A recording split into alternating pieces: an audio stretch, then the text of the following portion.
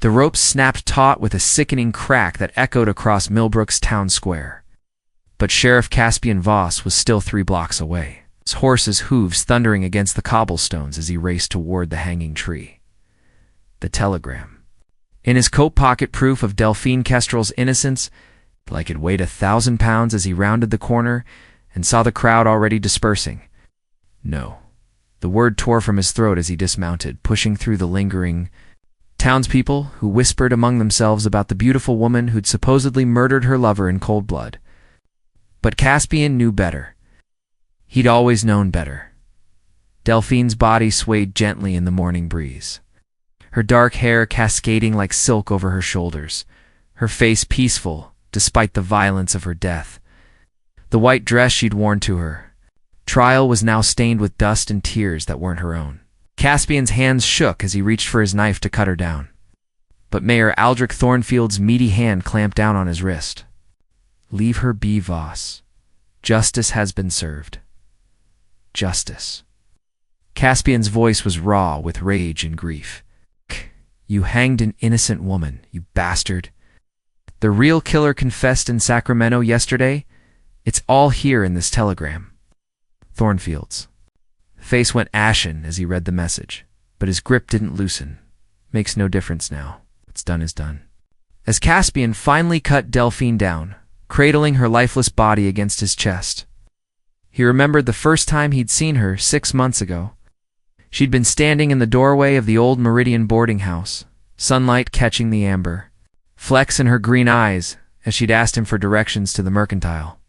He'd been lost in those eyes ever since. Their love affair had been swift and secretive.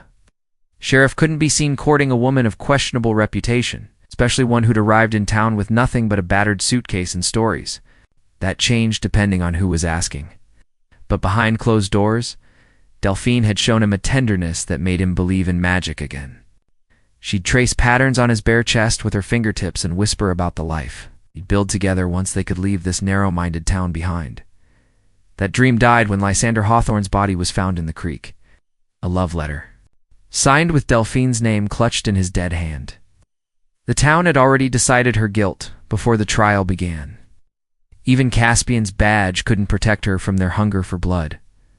Now, as he held her cooling body in his arms, Caspian made a vow that would either save them both or damn him forever. He'd heard the old stories, whispers of ancient rituals performed by the Cherokee who'd once called this land home, ceremonies that could bring back the recently dead, if the love calling them was strong enough and the price steep enough. The town clock chimed noon as Caspian carried Delphine away from the square, ignoring the shocked gasps of the remaining onlookers. He had until sunset to find the old medicine woman, Neshoba, who lived in the hills beyond town. He had until sunset to learn if love really could conquer death itself. The cabin perched on the mountainside like a bird's nest, smoke curling from its chimney despite the heat of the summer afternoon. Caspian's arms ached from carrying Delphine's body up the winding trail. But he pressed on, driven by a desperation that bordered on madness. Neshoba emerged before he could knock, her ancient face creased with knowing. "Sheriff, who loves the hanged woman?" she said in accented English, her dark eyes taking in the scene without surprise. "You seek what cannot be given freely, please." Caspian's voice cracked as he laid Delphine gently on the wooden porch. "I'll pay whatever price you ask. I'll do whatever ritual is required. Just bring her back to me." Neshoba knelt beside Delphine's body, placing weathered hands on the rope, burns around her neck. Death came violently. Her spirit fights to return, but the passage grows narrow with each passing hour. "Why do you believe she will choose life over peace?" "Because she loved me too." Caspian pulled out a small velvet pouch from Delphine's dress, pocket something he'd discovered while carrying her up the mountain.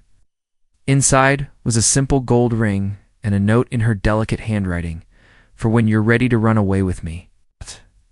My darling Caspian." "Forever yours, D." The old woman's expression softened. "Love that transcends death. It is possible, but the cost is always equal to the miracle. Are you prepared to trade years of your life for days with hers? The spirits will take half your remaining time and give it to her." Caspian didn't hesitate. Yes. And if she chooses to stay dead rather than return to a world that tried to destroy her, then I'll have tried everything. Neshoba nodded slowly and began gathering herbs from the garden beside her cabin. As the sun moved across the sky, she prepared a complex ritual involving sage, cedar, and plants Caspian didn't recognize. She painted symbols on Delphine's forehead with clay mixed with creek water and whispered incantations in Cherokee that seemed to make the very air shimmer. "Place your hands on her heart," Neshoba instructed, as twilight approached. "Speak to her spirit. Call her back with the truth of your love." Caspian's palms pressed against Delphine's chest, still warm from the day's heat but missing the rhythm. "Of life, Delphine, it's me. I know the truth now. I know you didn't kill Lysander. The real murderer confessed. Your name is cleared." His voice broke. "But more than that, I need you to know that I was ready. I had the ring picked out, the papers drawn up for us to leave town together. I was just waiting for the trial to end.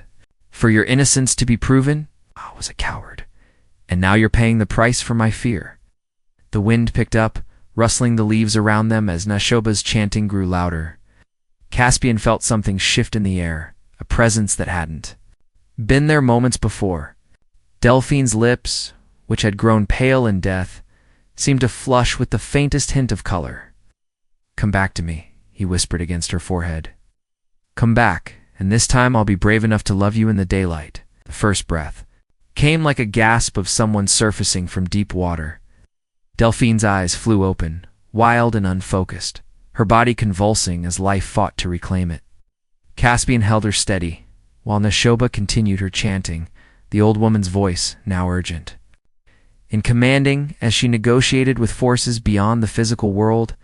The rope Delphine's voice was a hoarse whisper as her hands flew to her throat.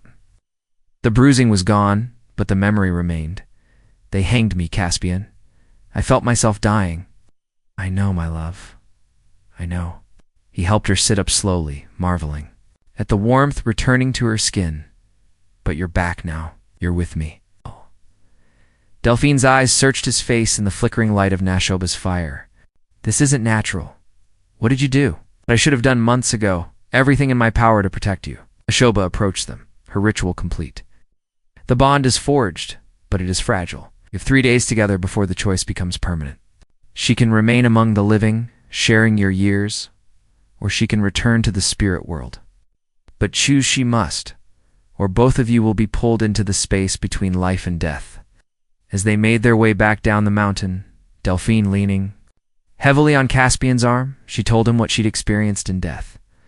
"I saw everything, Caspian. I watched you race through town trying to save me. I felt your grief when you held my body. But I also saw something else, the truth about Lysander's murder." Caspian stopped walking. "What truth?" "Mayor Thornfield killed him. Lysander discovered that Thornfield had been embezzling from the town treasury, planning to run off with his secretary, Vivian Crane. When Lysander threatened to expose him, Thornfield struck him with a rock and threw him in the creek. Then he planted my letter, one I'd written declining Lysander's romantic advances, to frame me. The pieces fell into place with sickening clarity. Thornfield had pushed for a quick trial, influenced the jury, even insisted on the early execution. He'd been covering his tracks by eliminating the only person who might have connected him to the real crime. "We have to expose him," Caspian said, but Delphine shook her head. "Not yet. If we reveal I'm alive before we have proof, he'll claim I faked my death and escaped custody. We need evidence of his embezzlement and his affair with Vivian. Only then can we prove his motive for murder." They reached the outskirts of town as the church bells chimed midnight. Caspian led Delphine to his small cabin on the edge of the settlement where she could hide while they planned their next move. But as he lit the oil lamps, he noticed something that made his blood run cold. Delphine cast no reflection in the mirror above his washstand. "What is it?" she asked, following his gaze. "Nothing," he lied, but his heart hammered with the realization that her return came with conditions he didn't fully understand. The woman he loved was caught between two worlds, and they had only 3 days to secure her place in the living one. As they held each other through that first night, Caspian could feel the supernatural bond Neshoba had created, his life force flowing into Delphine, keeping her tethered to the world of the living. It was a beautiful and terrifying intimacy, knowing that their very existence was now intertwined. But come morning, they would have to become detectives and lovers both, racing against time to clear her name and expose a murderer before the choice between life and death became irreversible. Dawn brought unexpected visitors. Caspian woke to urgent knocking and found Deputy Marshal Octavius Kane on his doorstep, a federal lawman whose reputation for uncovering corruption had reached even their small town. Behind him stood a woman Caspian recognized as Vivian Crane, Thornfield's secretary, her face streaked with tears and her hands shaking. "Sheriff Voss, we need to talk about the hanging yesterday," Kane said, his steel-gray eyes sharp with intelligence. "Miss Crane here has some interesting things to say about Mayor Thornfield." Delphine pressed herself against the bedroom wall, listening as Vivian's story poured out in the main room. The secretary had been Thornfield's lover for 2 years. Believing his promises that he'd leave his wife once he'd saved enough money, she'd helped him cook the books, redirecting town funds into private accounts, never imagining the scope of his theft. Lysander Hawthorne found the discrepancies while auditing the books for the territorial government. Vivian sobbed. Aldrich came home that night in a rage, said Hawthorne was threatening to ruin everything. He went out after midnight, and when he came back, his clothes were muddy and torn. The next morning, Hawthorne's body was found. "Why didn't you come forward during the trial?" Kane asked. "He threatened to kill me if I said anything. And then when that poor woman was hanged, I couldn't live with it anymore. I came to you because I heard you were investigating territorial corruption." Caspian felt Delphine's hand slip into his as she appeared in the doorway. Kane's eyes widened, his hand moving instinctively to his sidearm. "Gentlemen," Delphine said with remarkable composure for a woman who'd been dead 12 hours earlier, "I believe you need to hear my side of the story." The next hour tested everyone's sanity as Delphine explained her miraculous return. Alcana, practical man faced with the impossible, struggled to accept what his eyes told him. Vivian fainted twice, and Caspian found himself defending not just Delphine's innocence, but her very existence. "I've seen stranger things on the frontier," Kane finally said, though his voice carried the strain of a man whose worldview was being shattered. "What matters is that we have a confession from Miss Crane and a living witness to corroborate the truth. But Thornfield won't go quietly. They were right." Word of their meeting somehow reached the mayor, and by noon, Thornfield had rallied half the town with wild stories about witchcraft and unholy resurrections. A mob gathered outside Caspian's cabin demanding that Delphine be burned as well as hanged. "They're afraid," Delphine observed, watching through the window as torch-bearing citizens shouted for her blood. "Afraid that if I can return from death, their other victims might too." But Caspian saw something else in the crowd's frenzied genuine terror that went beyond superstition. These people had participated in, or silently watched the execution of, an innocent woman. Her return forced them to confront their own complicity in an atrocity. As the mob grew more agitated, Kane took charge. "We need to get to the territorial courthouse in Cedar Falls. Judge Whitmore is there for the circuit, and he'll give us a fair hearing. But it's a 2-day ride through mountain passes where Thornfield's men could ambush us." "Then we leave tonight," Caspian decided, under cover of darkness.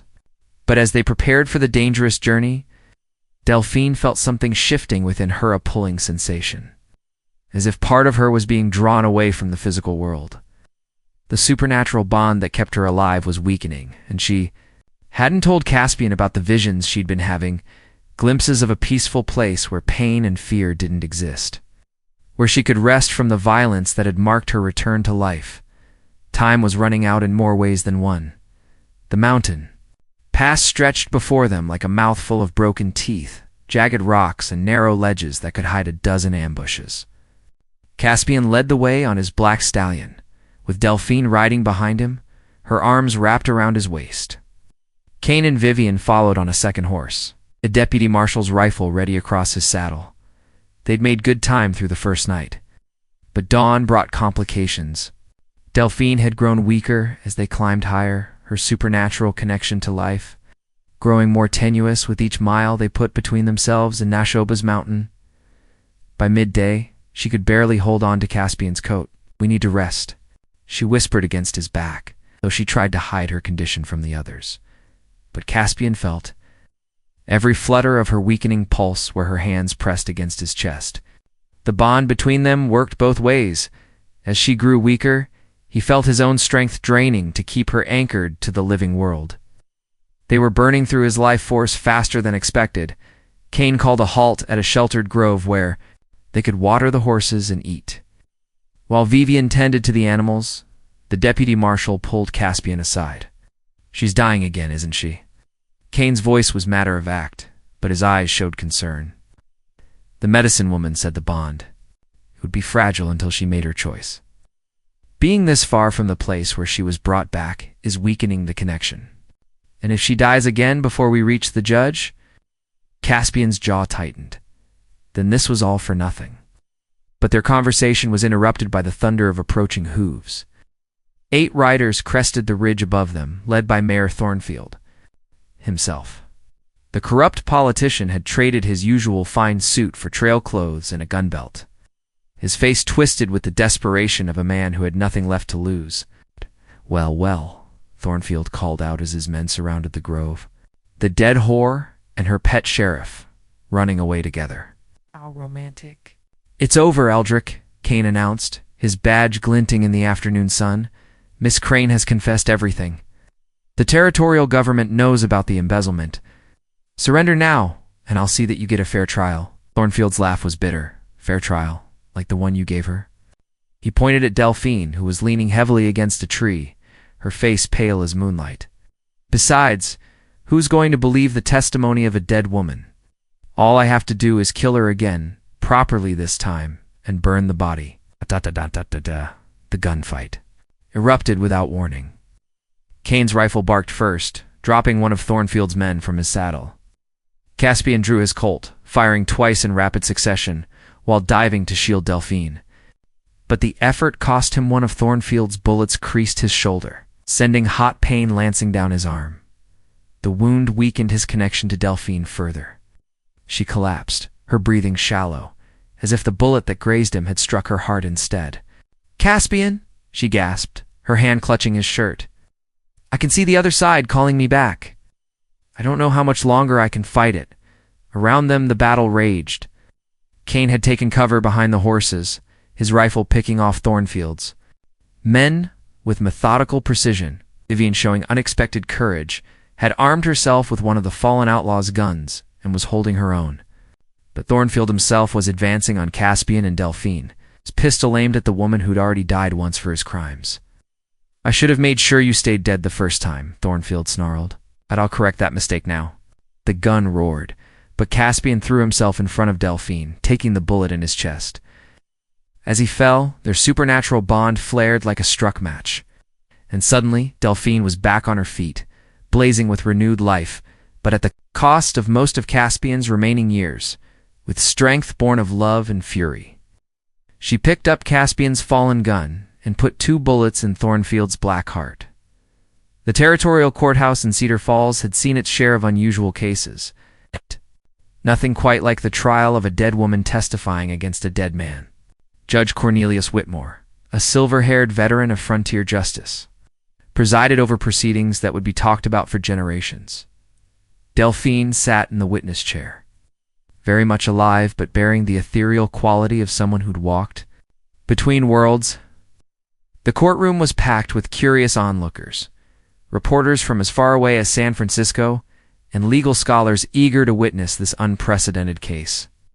Caspian watched from the front row, his chest wrapped in bandages, his face gaunt from the life force he'd sacrificed to keep her anchored to the living world. "State your name for the record," Judge Whitmore requested, though everyone present knew the impossibility of what they were witnessing. "Delphine Kestrel," she replied, her voice carrying clearly through the hushed courtroom. "According to the records of Millbrook Township, you were executed by hanging 3 days ago for the murder of Lysander Hawthorne. How do you explain your presence here today?" Delphine met the judge's eyes steadily. "Your Honor, I was indeed hanged for a crime I didn't commit." "What happened after that? ...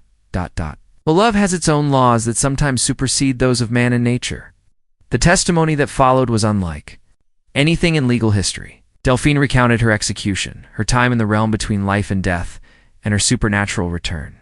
Vivian Crane corroborated the corruption scheme, breaking down as she described how her affair with Thornfield had made her complicit in both embezzlement and murder. Deputy Marshal Kane presented evidence found in Thornfield's forged documents, records of the stolen funds, and most damning of all, Lysander Hawthorne's blood-stained pocket watch, which the mayor had kept as a trophy. The defendant, Aldrich Thornfield, orchestrated the wrongful execution of an innocent woman to cover his own crimes, Kane testified. When she returned to expose the truth, he attempted to murder her again, along with a federal officer and a witness under protection. But the most compelling testimony came from Dr. Phineas Aldridge, the town physician who had examined both Delphine's body after the hanging and her living form after the resurrection. "I've practiced medicine for 30 years, the elderly doctor said, his voice shaking with wonder and confusion. "I pronounced Delphine Kestrel dead. I observed the rope burns, the cessation of heartbeat and respiration.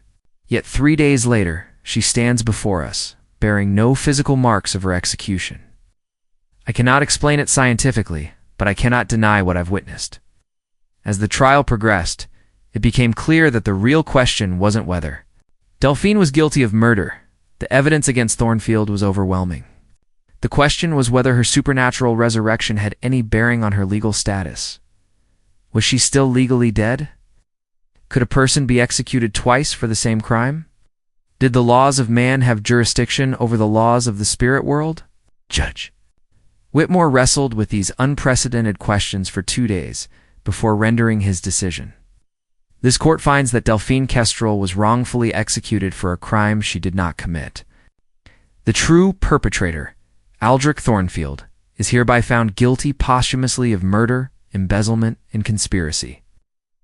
Miss Kestrel's execution is declared null and void, her name fully cleared of all charges. But as the gavel fell, Delphine felt the final pull of Neshoba's magic. The 3 days were ending, and she had to make her choice: remain in the world of the living, sharing Caspian's shortened lifespan, or return to the peace of death, leaving him behind. The courtroom faded around her as she found herself standing, once again in that place between worlds where Neshoba waited with ancient patience. "Choose now, child.